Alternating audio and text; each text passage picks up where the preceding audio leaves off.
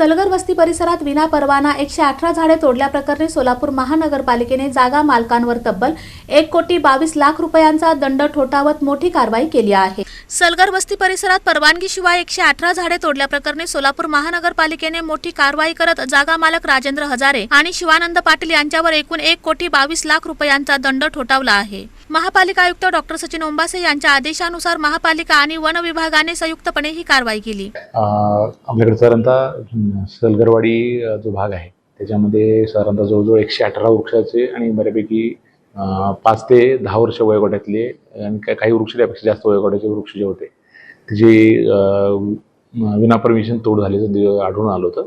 त्यानंतर संबंधानं तिथले जे कोणी ऐनवेळी आपल्याला जागा मोक्यावर जे कर्मचारी आढळले होते की ज्यांनी ते वृक्षतोड केली होती त्यांचा मी जबाब नोंदवला।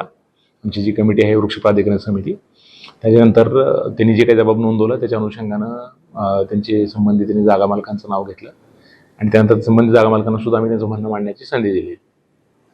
त्यानंतर मग त्या संबंधाचे जे काही आमच्याकडे उपलब्ध पुरावे होते त्यांचे जबाब होते त्याच्या आधारे आम्ही मग तिची जी जबाबदारी आहे त्याची संबंधित जागा मालक निश्चित करून आपला जो शासनाचा शासन निर्णय आहे आणि तो जो वृक्ष कायदा आहे शहरी भागामध्ये जो 1975 सालाचा आपला वृक्षतोडी संबंधाचा जो कायदा आहे त्याच्या अनुषंगानं मॅक्सिमम जे काय पॉसिबल दंड होता आणि भविष्यात कारण जवळ 118 वृक्ष आहेत कोणतीही परमिशन न घेता केल्यामुळं एक आपल्याला त्याच्यामध्ये मेसेज द्यावा की कुठल्याही नागरिकांनी अशा पद्धतीनं भविष्यात अशा कारवाई करू नये यासाठी आम्ही तो दंड आकारलेला आहे।